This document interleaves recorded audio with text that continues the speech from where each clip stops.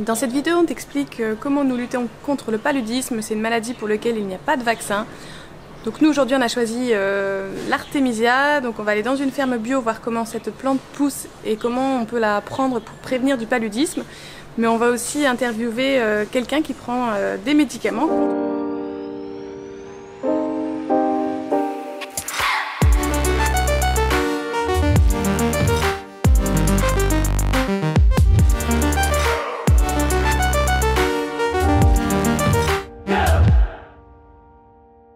Le paludisme, donc c'est une maladie assez grave pour laquelle il n'y a aucun vaccin. Nous sommes allés en centre de vaccination internationale à Paris avant notre voyage et donc nous avons décidé de faire beaucoup de vaccins. Pour nos précédents voyages, c'est vrai qu'on n'avait jamais fait de vaccin, mais là on s'est dit que c'était un investissement rentable puisqu'on partait pour plusieurs années et qu'on est jeune et donc on risque de voyager dans notre vie assez souvent, je pense, vu comment nous sommes partis. Par contre, pour le paludisme, donc il n'y a aucun vaccin et comme je vais te montrer un petit peu sur cette carte là, qu'on peut voir que toute l'Afrique quasiment est soumise au risque de paludisme. Le paludisme, donc c'est une maladie qui touche plusieurs centaines de millions de personnes chaque année, principalement en Afrique et elle se transmet par les moustiques. Donc c'est les moustiques qui, en piquant d'un individu infecté à un autre, transmettent la maladie. La règle numéro 1 contre le paludisme, c'est d'éviter de se faire piquer par des moustiques. Le soir, dès que les moustiques commencent à apparaître, donc au coucher du soleil, on met pantalon, voire chaussettes, chaussures. Et au début on mettait des pchites toxiques, on a arrêté parce que c'est vendu cher et puis ça se vide vite et puis c'est très désagréable. Là on nous a passé de l'huile de Nîmes, donc on va tester ça un petit peu, c'est naturel, on va voir si ça marche. On peut mettre aussi des huiles essentielles ou de la citronnelle, enfin bon. Mais de toute façon la meilleure solution c'est de se couvrir, donc de s'habiller. Donc le soir, nous vu qu'on est en extérieur, la plupart du temps on met des habits même s'il fait 30 degrés. Et ensuite on a de la chance, dans la tente de toit, les moustiques ne rentrent pas. Donc ceux qui dorment dans des vannes, des fois, les moustiques rentrent, etc. quand ils cuisinent, quand ils rentrent, quand ils sortent. Mais nous, du coup, les moustiques rentrent partout dans le van parce que tout est ouvert quand on cuisine. Mais dès qu'on monte, on n'a aucun moustique, donc ça c'est chouette. On se fait pas trop piquer la nuit. En général, c'est très rarement arrivé que certains rentrent. Et au pire, on a la raquette à moustiques. Malgré ça, on se fait quand même piquer par les moustiques quasiment quotidiennement. Voilà. Quand on va voir un médecin en France, les seules solutions qu'il peut nous proposer, c'est de prendre un traitement médical. Un médicament. Parmi ces médicaments, il y a principalement en France la Malarone et la doxycycline. On s'était renseigné nous avant de partir, c'était très cher. On n'était pas convaincus à cause des effets secondaires assez importants. Il y a des effets secondaires au niveau digestif, etc., enfin au quotidien, mais aussi surtout en termes de dépression. Et il y a a priori des cas de suicide, etc., qui ont été détectés. Donc bon, après voilà, c'est toujours un petit peu difficile, enfin on ne s'est pas non plus renseigné de façon, on n'est pas des experts, hein. Après chacun fait comme il veut. Mais donc nous ça nous tentait pas trop et de toute façon, puisqu'on partait plus de 6 mois dans les zones infectées, c'est quand même fortement déconseillé de prendre un traitement préventif aussi longtemps. Donc l'autre traitement qui existe, que plus de voyageurs j'ai l'impression prennent, c'est la doxycycline. Là on est avec d'autres voyageurs qui sont au Cameroun pour 4 mois, donc on va un petit peu leur demander comment eux prennent la doxycyline et s'ils en sont contents ou pas. Ça fait déjà 2 mois que je suis installé ici au Cameroun à Douala. Moi je prends de la doxycycline, c'est un médicament que je prends tous les jours, quotidiennement, le soir, en mangeant. C'est un médicament qui est connu pour avoir quelques effets secondaires, notamment mal de ventre, et c'est un médicament qui rend un peu photosensible. Ça fait un peu peur en entendant comme ça, mais moi j'ai pas ressenti ces effets secondaires là, mais je sais que pour éviter justement les mal de ventre, il faut manger en même temps que la prise, et il faut le prendre le soir, le médicament. Parce qu'en fait, photosensible, c'est juste qu'il peut y avoir des plaques sur la peau qui peut apparaître et qui ne peuvent pas partir en fait, à cause du soleil, à cause des UV. Donc, on dort sous moustiquaire, dès qu'on sort et qu'on est par exemple en Bermuda ou à manches courtes, on essaye de mettre un maximum d'anti-moustiques. Comment t'en es venu à prendre ce médicament? Qui c'est qui t'a conseillé de le prendre? T'es allé voir un médecin du voyage, médecine internationale avant de partir? Tout d'abord, je me suis renseigné auprès de personnes qui étaient déjà parties au Cameroun, dans les pays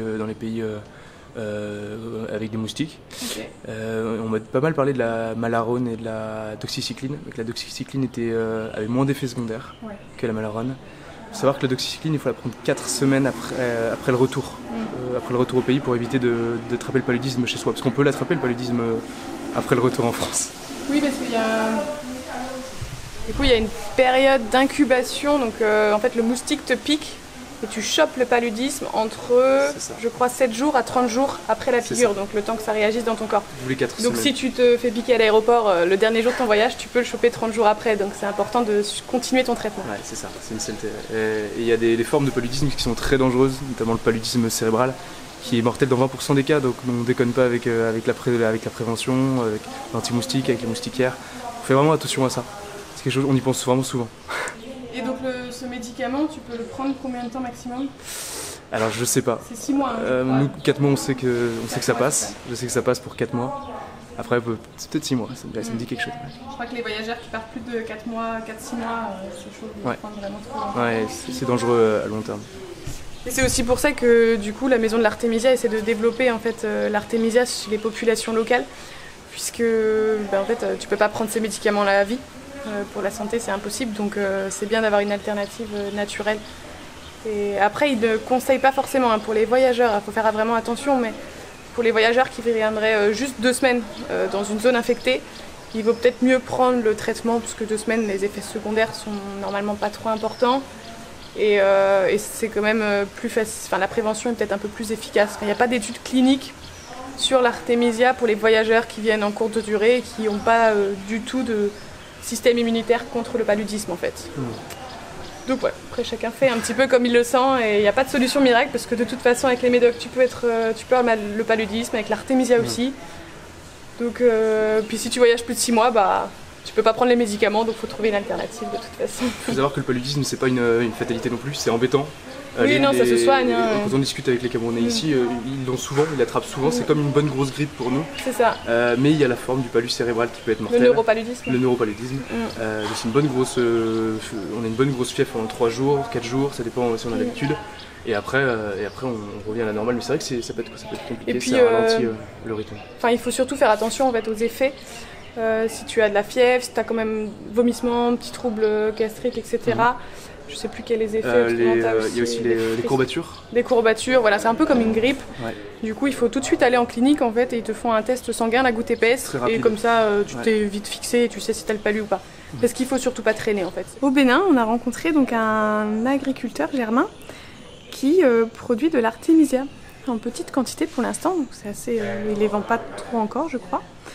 Mais donc il nous en a passé un petit peu quand on est passé le voir. L'Artémisia, ça se vend soit sous forme de feuilles, enfin de tisane, séchée, soit en cachet aussi, ou en poudre. Donc ça c'est l'Artémisia, c'est la plante... Artémisia afra, c'est la plante magique qui guérit le palu. Je continue de les entretenir et après par bouturage je vais les multiplier. C'est ça, tu coupes la pointe, tu leur plantes avec moi. Voilà, tu enlèves les feuilles ou alors tu fais du marcottage, les plantes des racines, voilà, qui collent au sol, qui font des racines, tu prélèves. Oui c'est ça, c'est ce que je voulais dire, c'est un peu comme la menthe. Oui exact, voilà, comme la menthe, oui maintenant que je vois ce que tu veux dire. C'est avant-hier que j'ai mis les boutures là. C'est les premières boutures d'Artémisia. Ouais c'est ça. Je vais voir comment ça va pousser. Notre expérience de l'Artémisia. Il y a 2 types d'Artémisia, donc il y a l'Artémisia annua et l'Artémisia afra. On ne va pas rentrer trop dans les détails aujourd'hui. Si ça vous intéresse, vous pouvez aller vous renseigner et lire les études cliniques sur le site que je mets en description donc de la maison de l'Artémisia où j'ai pioché toutes les infos pour vous en parler un petit peu plus précisément aujourd'hui. Pour le curatif, donc si jamais on chope le paludisme, les études cliniques ont prouvé que l'Artémisia était efficace, voire plus efficace que les médicaments. Pendant 7 jours, il faut prendre 1 litre de tisane répartie sur toute la journée. Et donc ça a l'avantage de ne produire aucun effet secondaire et de soigner le paludisme. Donc je te parle de l'Artémisia aujourd'hui puisque nous ça fait 1 mois que nous prenons l'Artémisia quotidiennement. Donc du coup on peut maintenant en parler. Donc ce qu'on fait, c'est qu'un matin sur 2, nous prenons 1 tasse d'Artémisia au petit déjeuner. Donc ça fait partie de nos rituels, maintenant on aime ça, donc un matin sur 2 c'est café, et l'autre matin l'Artémisia. Et donc on adore ça, on se fait notre petite tisane le matin au petit-déj. Et en fait ça renforce notre système immunitaire pour lutter contre le paludisme en cas d'infection. C'est très amer au départ, mais on s'y habitue et maintenant on aime bien. Franchement, on adore ça. Et on n'a jamais reçu aucun effet secondaire, au contraire. Et donc on en est très satisfait. Tous les 2 jours, c'est Artemisia. Donc ce matin, on prend un petit peu d'Artemisia. Donc c'est très simple, on met quelques feuilles dans la tasse et après on fait infuser pendant 10 minutes à peu près. Donc là tu vois, on a des feuilles séchées qu'on a mis dans un petit bocal. On va pouvoir préparer la petite préparation. Là j'ai mis de l'eau à chauffer. Hop. Ça va bientôt être chaud, donc on fait bouillir un petit peu l'eau. Et puis après, on va faire la mixture. Donc c'est vraiment la régularité qui compte plutôt que la quantité. On met voilà, quelques petites feuilles. Voilà, quelques petites feuilles dans chaque verre.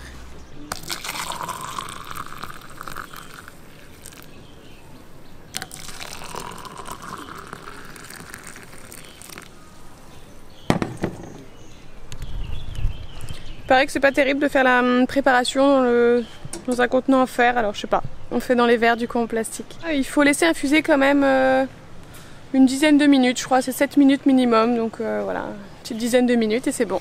Anatole est déjà en train de goûter la sienne. C'est pas assez infusé.